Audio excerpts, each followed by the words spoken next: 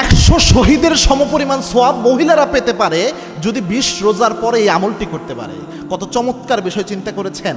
আমার মা বোনেরা শহীদের মর্যাদা অর্জন করতে পারে, যেটা গুরুত্বপূর্ণ একটা বিষয়। আল্লাহর হাবিব সাল্লাল্লাহু আলাইহি ওয়াসাল্লাম জানিয়েছেন, আমি নবী যে চলে যাব, আমার পরে আমার অনেক সুন্নাত মৃত হয়ে যাবে।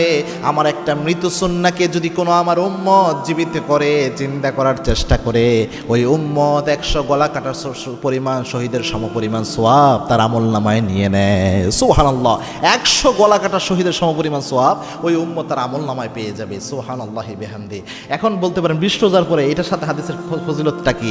এখানে 20 রোজার পরে আমার মা বোনদের ইতিকাফ, এই যে আমার মা বোনরা ইতিকাফ করে, ইতিকাফের ফজিলত রয়েছে। এখন আপনি দেখেন আমাকে বাংলাদেশে কয়জন মহিলা মা বোন ইতিকাফ করে দেখেন, গোটা ওয়ার্ল্ড ওয়াইডই দেখাইতে পারবেন খুব কম, হয়তো হাতে গোনা পার্সেন্টেজ হিসেবে হিসাব করলে খুব কম পার্সেন্টের মহিলারা ইতিকাফের আমল করে।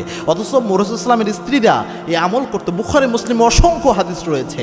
এবং মা আয়েশা সিদ্দিকা রাদিয়াল্লাহু তাআলা আনহা সহ রাসূলের যে স্ত্রীরা ছিলেন উম্মাহাতুল মুমিনিন যারা, তাদের ব্যাপারে বর্ণনা পাওয়া যায়, আমাদের মায়েরা রাসূলের স্ত্রীরা, আল্লাহর হাবিব সাল্লাল্লাহু আলাইহি ওয়াসাল্লামের যত স্ত্রী ছিলেন, আল্লাহর হাবিবের ইন্তেকালের পরেও তারা নিজের ঘরে ইতিকাফ করতেন। সুবহানাল্লাহ, মহিলারা নিজের ঘরে ইতিকাফ করতেন রাসূল ইসলামের জামানায়। এটা একটা মহিলাদের স্বাভাবিক সুন্নাহ ছিল।